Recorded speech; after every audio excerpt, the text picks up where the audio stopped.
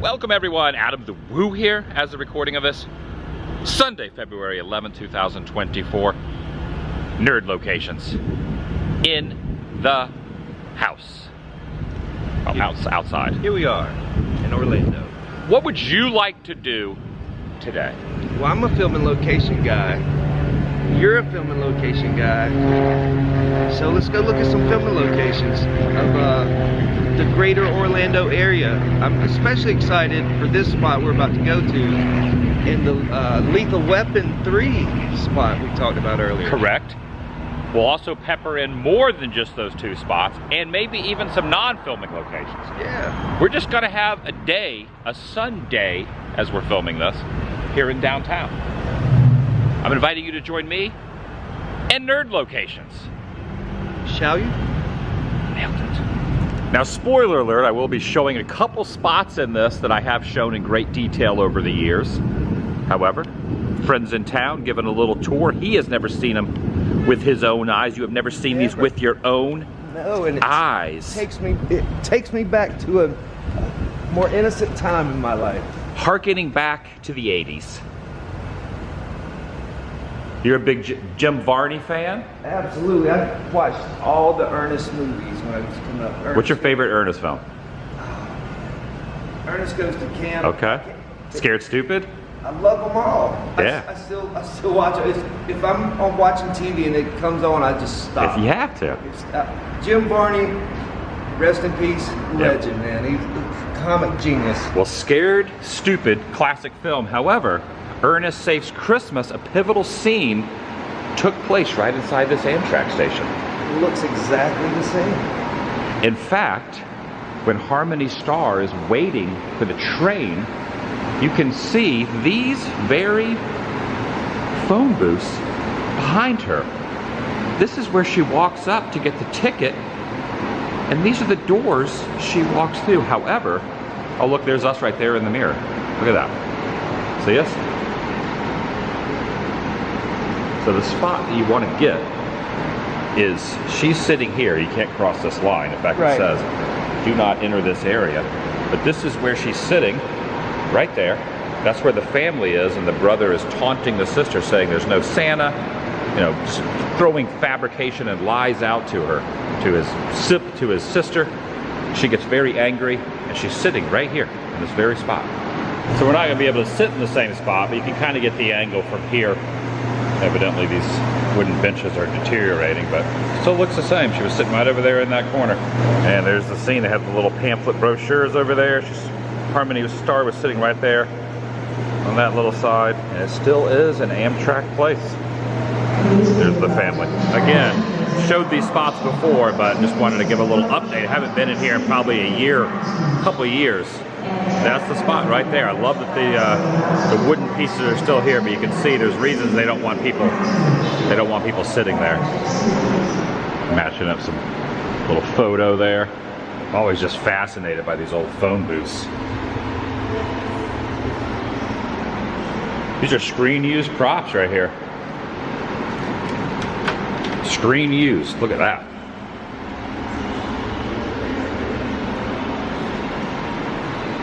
This place is like stepping back in time.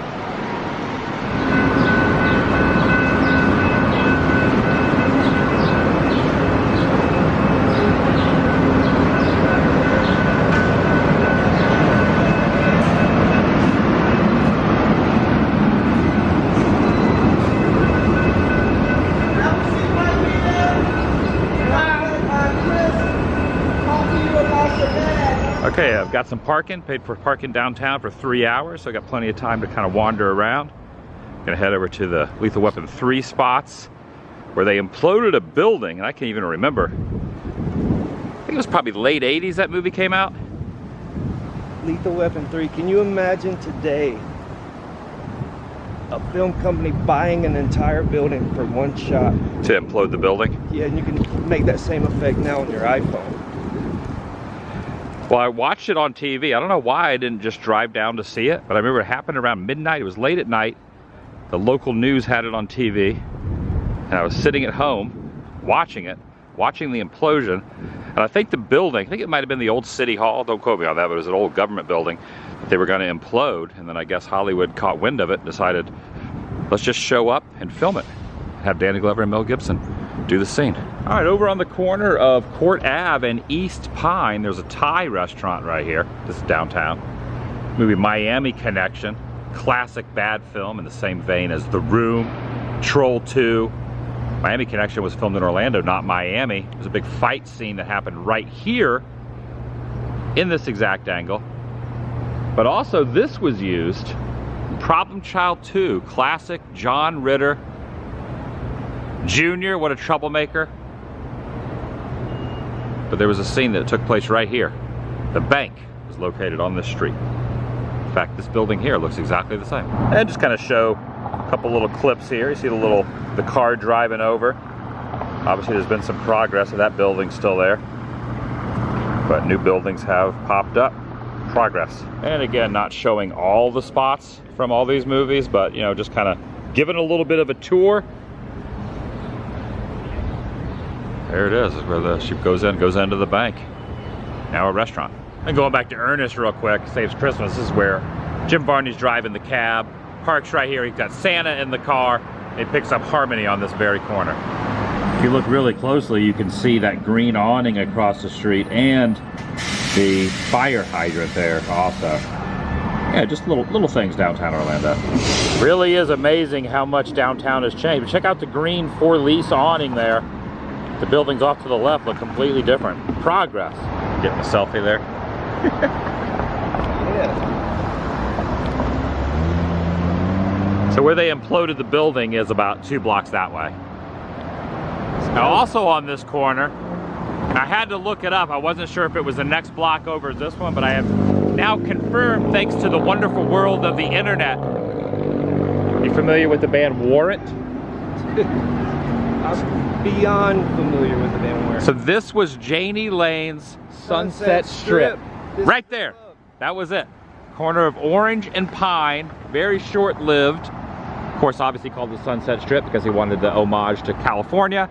But this is where it was located, right here. Dude, I'm gonna take a photo of that. I'm more excited for that. Big 80s rock fan, big Janie Lane fan, and actually we were managed by the same guy in my music career, Avi Steinman. Avi and Janie opened this up, and I was always invited to come down, but I never made it. That is so cool that I brought that up, and now you're like stoked on it. Yeah, this was Janie Lane's right here. I don't think it was only open a few years. He passed, right? Yeah, he passed away 10 or 11 years ago. Now, it's Mona Lisa's Sunset Strip. It wasn't on Sunset though, it was on Pine and Orange. Okay, we found this one photo of Janie in front of the place. You could see where the sign was there. I think we found where the door entrance was, where this photo was taken. Do a little match up here. So we kind of put our coercive efforts of our brains together. We're assuming that this was the door. And this might be the original sign holder right here. Right? Has to be. Has to be. So that's where that sign was. He was standing there with a lady. Heaven isn't too far away at it.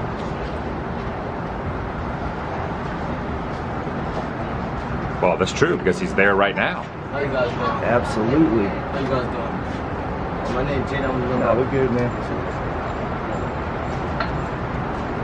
Okay, I found this article here from the Orlando Sentinel from August of 11 when he passed away. Lane's Orlando ties. It was early 90s when it was open. Janie Lane, it was located upstairs on the corner of Orange Ave and Pine Street. So you would have gone in that door and walked up the stairs. Love these old buildings. The old Crest building here, followed by the First National Bank and Trust. The Crest building, that is a relic. Again, construction, little progress there. It's like a little crane right here underneath this very impressive sculpture. This whole area has changed so much over the years. Like a big theater here at Plaza Cinema Cafe. This is a new building. And this is Church Street. So 1 block up from Janie Lane. So Church Street has seen some times. This is where there used to be a haunted attraction called Terror on Church Street, right here.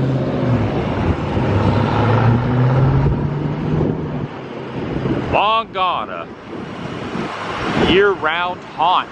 GTO downtown Orlando. Wow, there's a discovered downtown shop right here. That's neat. You can buy like 407 merch in there. And this is probably the expression that would have been on the face if this pillar was here back in '91 when they did the old City Hall implosion, except this hotel was not here. However, the implosion took place right on this very corner through these little pillars right over here. Continue this way. Over here in this patch. Mel Gibson and Danny Glover were right here with some stunt doubles running away from a practical effect. This is before CGI. Richard Donner was on hand. It was televised on the local news stations. And they destroyed the old City Hall. I found a couple articles. There's the new City Hall right there. This article, look at Mel Gibson right there. Got the eyes going on. Implosion will make a scene. This is from the Orlando Sentinel. In 1991, Danny Glover and Mel Gibson will be on hand. The fall of the old City Hall will start the film off with a bang. Richard Donner. They thought it would be great. They heard about you need to get rid of the old City Hall. Brought the group out to take care of it. A lot goes into an implosion. They also imploded not long after that, and probably in the 90s as well, they imploded the old Orlando Arena as well, where the Magic played, where Shaq was there in his rookie year. Some information here. Some of the streets that were closed. Downtown Orlando will be a movie studio of sorts. Orange Ave to South Street, Anderson Street between Division Street, etc., etc. Less than 6 seconds should pass before all 8 stories turn into an estimated 13,000 tons of rubble. Technique known as implosion. It's fun to watch.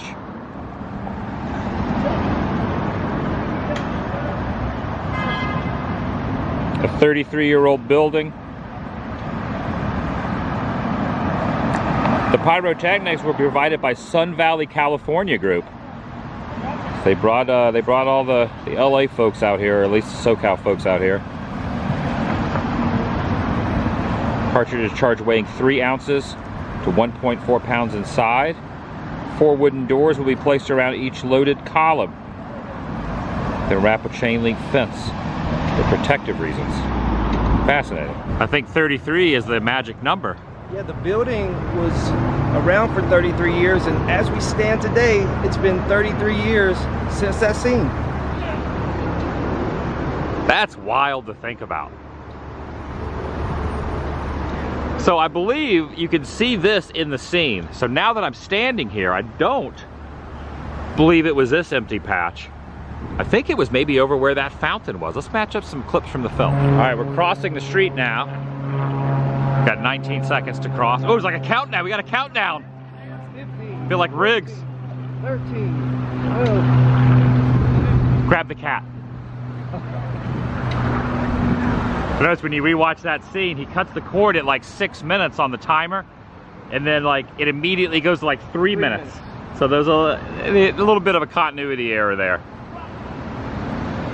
So this is the new City Hall, which has stood here for 33 years plus. And if you watch the clip, the old City Hall was right here, adjacent to this, and this building can be seen in the movie. If you watch it at a you gotta kind of slow it down to see it, but yeah.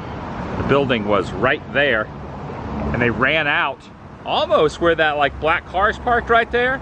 Yep. Is where they both were, sitting behind the car, realizing they made a terrible mistake. Oh, old Mel Gibson. That guy's, yeah, doesn't make the best decisions.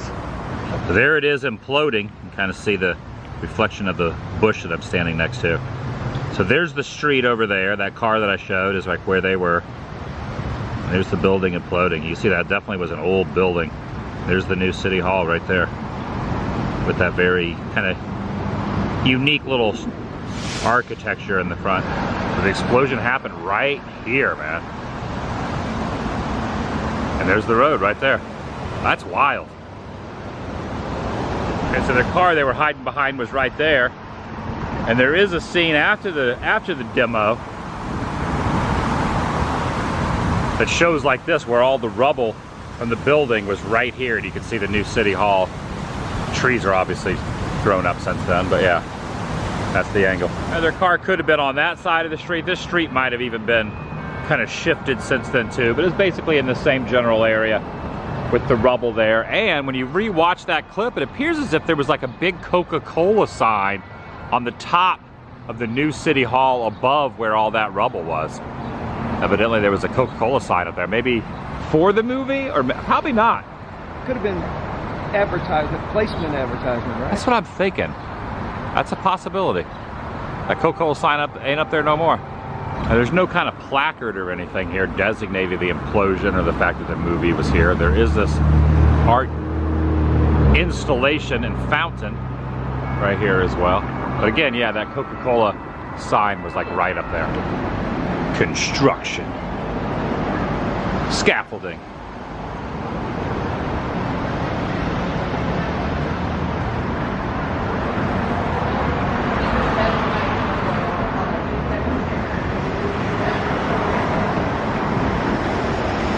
I think we might go by where the old arena was imploded too. Let's do a little implosion kick today. Implosion Sunday. There you go. So I like just starting the day without really a plan, and you just never know how that plan is going to morph. Just go out and start doing stuff, and you never know what'll happen. Nice little Transformers, I almost said Vespa, but it's not a Vespa. It's a Givi, G-I-V-I. All right, we're down on Church Street Station now. Now this has had a fence around it for many years. This is the old Church Street Station train depot. Can't go past this fence. Well, you're not supposed to go past this fence. But there was a time when Church Street Station and Church Street Market, wow, there's like something going on up there. They're doing like some sawing. There was a time when this was very, very thriving. Church Street Station was one of the highly promoted tourist attractions of Orlando, on par with, you know, Disney and Universal. And now it's still open, but it's nothing like it was. I mean, it was really a beehive of activity down here all the time. Someone has chained up their motorcycle right there. All right, there's a sign over here. South Florida Railroad Company. In 1880, the railroad came to Orlando from Sanford. The first depot was to run from Bumby Hardware in 1881. In 1890, this depot, one of Florida's major city, so 1890 was when this depot was built, 10 years after the railroad came to Orlando. Pretty fascinating. Now this depot sits empty. I also want to mention a nice little scene takes place in Miami Connection. I did a very detailed Miami Connection filming location a few years ago, but there was a pivotal scene that took place right here too, so just throw it in some filming location knowledge. This is the Bumby Block, 1886. So there's a Hamburger Mary's in West Hollywood? Santa Monica Boulevard. Interesting. You think it's a tie-in? Maybe? I mean, Janie Lane brought Sunset Strip here. Maybe Hamburger Mary's brought... Hamburger Mary's. Interesting. They got good burgers though. Fantastic burgers. The one on Sunset? Yeah. Santa Monica. Santa Monica, got it. The Bumby Arcade, classic arcade in here, has sat empty for many years. Are they revamping it? Ooh, look at this. The Bumby Annex, 1920, preserved by the Historic Preservation Committee. I don't know if you know, but this is a screen prop from Creepshow Chief Woodenhead. From Creepshow? Yeah. This exact one here on Bumby? Exact one. He comes alive at night. Interesting. I don't think it's the one from the film, but it's similar, right? Or is this the one? I think it's the one. Really? I think it's been relocated from Arizona to Orlando. Creepshow's a classic. Cigar store Indy. You don't see too many of these anymore. No, these are great. These were created to promote. They put them in front of tobacco shops to sell cigars.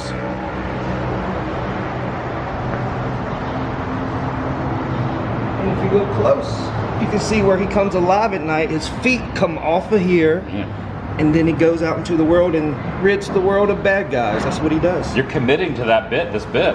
I'm all the way committed to the bit. Church, street, station. Pretty awesome if they're renovating it. Restaurant across the street's doing a little active over there. It's going to be a food hall, according to the signs. Look at the Cheyenne Saloon right here in Opera House.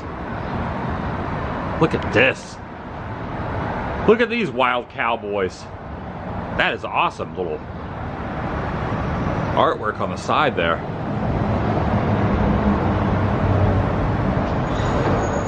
Wow, I'm getting like Once Upon a Time in Hollywood vibes right here. Let's see Leo in here doing a scene.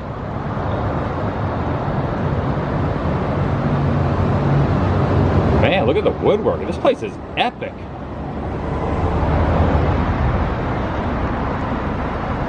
Never been inside the Cheyenne Saloon. If you look up here, they got the stained glass windows. Incredible. An event space unlike any other.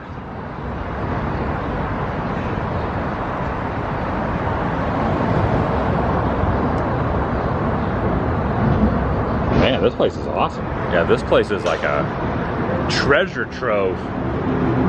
Historical goodness. This door's open. I don't know what's going on over here.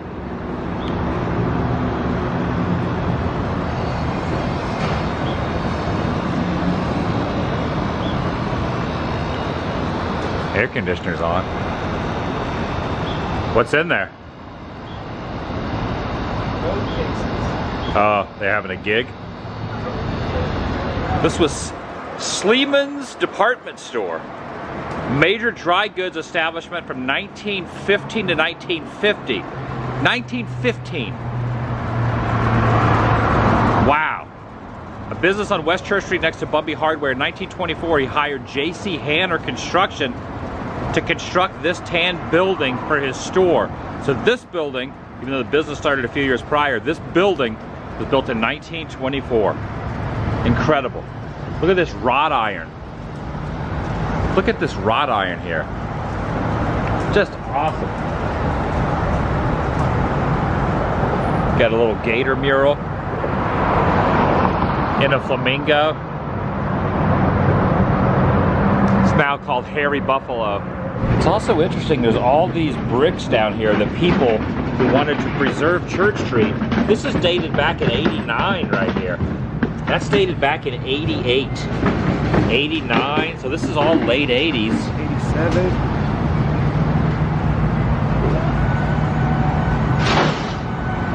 89, 88, 89, 85. Pretty cool.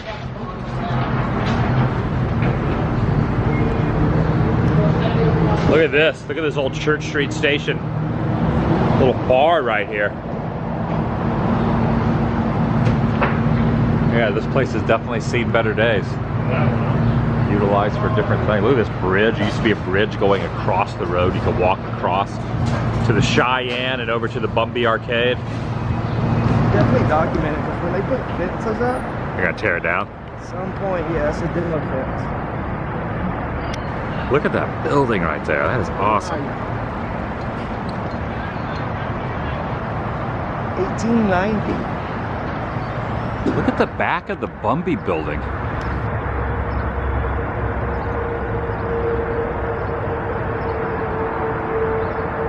And this train station and the Bumby Arcade and all that predated I-4, which is right there. And the new arena where the Magic play is there, but we're gonna go by where the old O-Arena used to be. Little relics of the past here with the tile. Herman's loan office used to be here, where there's now a dance club. Now, it's not very busy at the moment, but we were kind of drawn in. We noticed there was a couple 80s references in the front of this building. It was in the old Hunt Brannon building from 1911.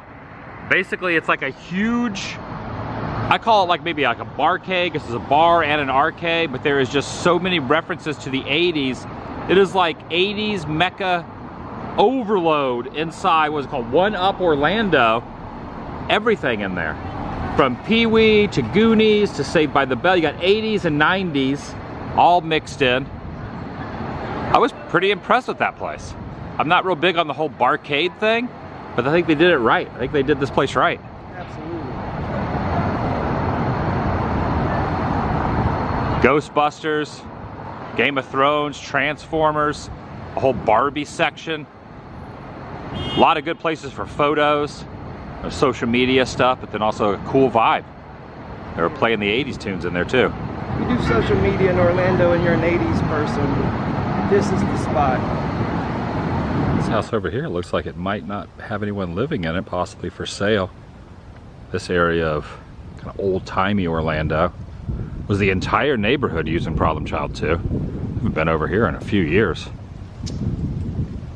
All these houses reuse the neighbor's house, that tree there, and then the Healy house, located right there, John Ritter's homestead. House pretty much still looks the same, as well as the house next to it. The sold sign was in the front. They also had a exact small miniature recreation of the house as his mailbox. Love John Ritter. And where the carport is was a little screened in, like a Florida room, but now they've turned it into a carport. The lemonade scene was here, the neighbors. And then when John Ritter, his character, Mr. Healy, pulled up with Junior, that house down at the end, there was a lot of single local women that were very interested. So where Junior's throwing the food out to all the seagulls, look how small those trees are. Now there are little cypress trees here, but that's the angle where Junior's feeding the seagulls. They must have brought in a bunch of seagulls or something, because I don't always see gulls living right here. Interesting. Right across from the Healy house. Same neighborhood. I love the scene where the grandpa's like up in the tree there too. And then the two twins from Kindergarten Cop are also in this. Fresh squeezed lemonade, lemonade, fresh squeezed lemonade. It's one of the first filming locations I ever did way back in the day. Very detailed all around Orlando, so I'm kind of returning to the scene of a former spot.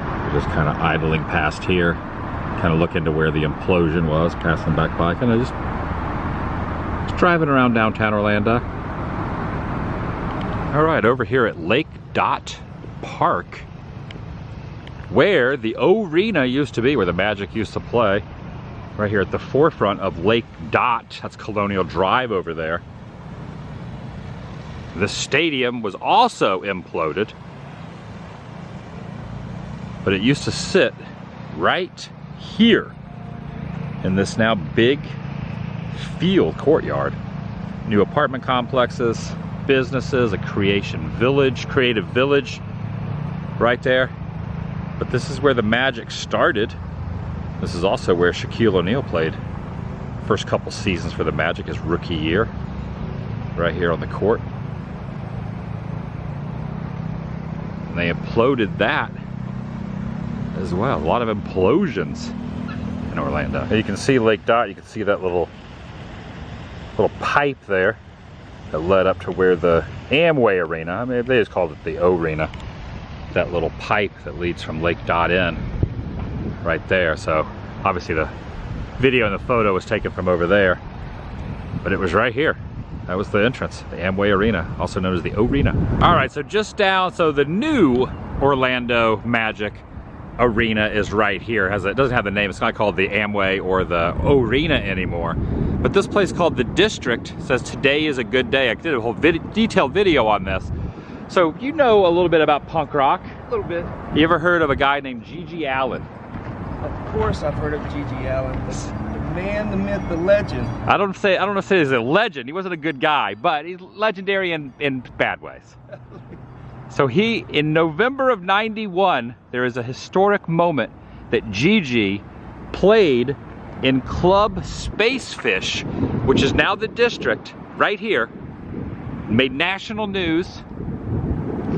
I guess you could say legendary in bad ways, where he ran out and threw poop at people in the street. right in front of this building. And I knew you would want to see that because... Absolutely. Appreciate that. Absolutely. And there's a photo you can match up of Shepard Smith, who went on to become a very famous newscaster. He was localized, and you could probably stand in the same spot he did and match, because I know you love matching up photos. Yeah, absolutely. Let's pull it up and I'll match it up. So, Gigi came out into the street. The street over here, none of these buildings were here, but this bar was here. Imagine the surprise of those people. Just a random people walking by, people walking down the street now, had no idea of the magnitude of the situation that was about to happen. Poo bombs. Yeah. Courtesy of Gigi Allen. There's the load-in door around the back. It is an open bar now. I would highly doubt people that work in there have any clue. Zero clue. Should we tell them? I don't think they need to know. No, maybe better left unknown. And these obviously have been, since '91, those have been built. Anyway, I figured you'd like that. Little punk rock history, Orlando. Yep. Today's a good day. All right, I've made the commute over to iDrive now. Hogan's Beach Shop. Now there's one in Clearwater. You were saying, oh, isn't that in Clearwater? And it is, but there's another one that he opened here at this old 7-Eleven here on iDrive. You like the old WWE era? This is the WWF era, actually. WWF, that's what I mean, WWF. Andre the Giant. You got the Ultimate Warrior. King Kong Bundy. Hollywood Hulk Hogan, which is my favorite version of Hogan. That was your favorite era? Yeah, Hollywood, the NWO version. Yeah, back in the day when he bled, that was a big no-no in the WWF. They didn't want him to bleed because they were trying to be a family product. Really? Yeah. Wasn't he the one that was on Married with Children? Yeah. For a little while? I think he made a couple of cameos. I think originally that cameo was going to be Divine, but Divine passed away beforehand, so it ended up going to him. I never knew that. But I always love it inside here. They got a lot of different stuff, including Rocky 3. Rocky 3, probably one of my favorite Rockies. Oh yeah, speaking of Thunderlips in the flesh, baby. Check out over here, you got Jimmy Hart right over here. The megaphone. You got all the little cutouts there. Nice. All right, we made it back over to 192 now. Look at this like fancy sports car over here. You wanted to see some Florida project locations. They recently repainted this. This is using some of the promotional photos for the film. The mother and daughter were up against the side of this. And up until about 6 months ago, it looked exactly like it did then, but it's been repainted. Is that it? So the buy one, get one free park tickets, no tours, has been removed from the window. But if you look closely, there's like a little hole over here to the far left. And you see where the crack is, and I don't know if you can even see, but there's a little blue paint marking on the ground. All of that is still kind of visible. So as we're looking here, so there's the crack. But take a look at this. If you look at that photo, there's the blue paint marking that you can see in that photo. And here's the hole that they stuccoed over in that photo. They did leave part of it still blue though. They left the pylons blue. I don't know why they changed it. I thought it was kind of neat that it was still like that all those years later, but yeah, the sun's about to set. This is really the only purple that's left out here is along the side of the curb. Magic Castle. It's now called the Developer Inn. How many times do you think you've seen the Florida project? 5, 6 times. Okay. Yeah. So you know it pretty well. Pretty good, yeah. It's one of my favorite indie films that I haven't visited any of the locations to yet, so this is pretty cool. Yeah. And they still embrace it. They still, inside they have a little mural in the, like a little breakfast area. And then also room 323, I believe it is the only room, which was you always call it the hero angle, the hero room. See, it has a purple door. It's the only room in here with a purple door. So they embrace the film still, even though it's new owners and totally new hotel. So I was in here with my friend Chris Bergosh, who wrote the film. And he was excited to see the fact that they put a little mural in here. We were here, I don't know, a few weeks ago. They still have, so the used to be the color of the Magic Castle was purple. So now they have a section of the purple wall in here. That's pretty neat. Of course, Florida Project, the original name of what Walt and Roy chose to call the secret project, but eventually would become Disney World, and then later Walt Disney World. This is right here in the main check. And obviously not purple anymore.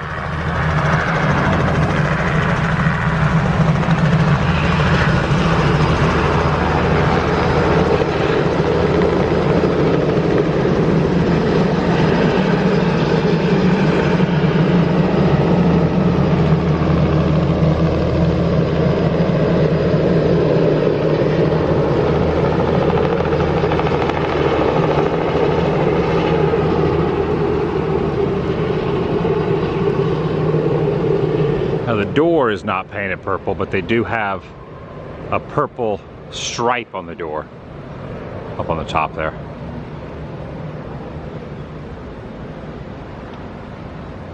One of the few movies that's made me cry in my life.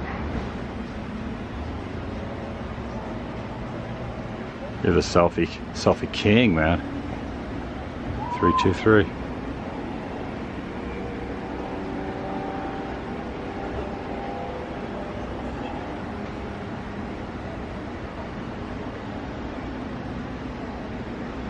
There's somebody else getting photos down there. Check that out. Even around the back, you know, still looks the same, except the washers and dryers have been removed. Where Willem Dafoe and the other actor are pulling the mattress out. It's right back there.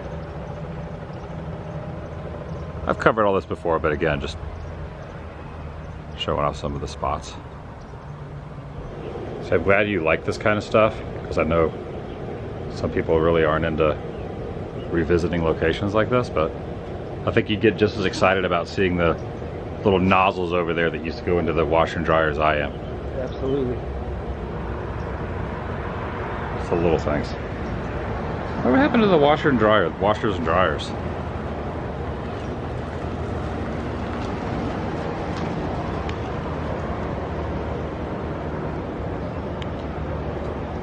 Sunset looks awesome. Now just down the road, down 192, I was noticing this, so I drove by. There's like some heavy machinery out here, and usually when there's heavy machinery, it means something's going to happen. There was some bulldozers a few months ago in front of the movie rider location. Now that's gone. I stopped to document that, and I'm kind of wondering if they're gonna clear all this land out. There's like some heavy equipment to get rid of like brush and foliage and things like that. So I just want to show this in case they do, can look back on the fact of what it looked like before. Now this used to be River Adventure Golf, where I used to work back in the late 90s, early 2000s. I had a part-time job here, full-time job at Kmart, and then part-time at the River Adventure Golf back in here. I've done a couple videos where I kind of rooted around in there. But they're gonna do some serious something going on. Or, I don't know, you look at this, would you think that this is gonna be something to like get rid of brush? It's getting rid of some. Or maybe this is road work? My other thought is possibly this is just parked in here to work on 192. But this looks like something like a tree shredder, doesn't it? Absolutely. Oh yeah, that's a full-on tree shredder. Yeah, this is going down. You need grease to live. Yeah, for a long time, where like over a year I worked, well, probably a little more than a year I worked in here. There used to be a miniature golf course back in here. You can still see some of the lights there.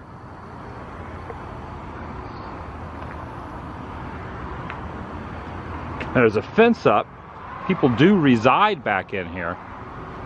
And they put this up to stop people from going back in and disturbing them. But got to make way for progress. Noticing a lot of renovations going on Highway 192, and this might be the next in the assortment of different properties that are going to get leveled.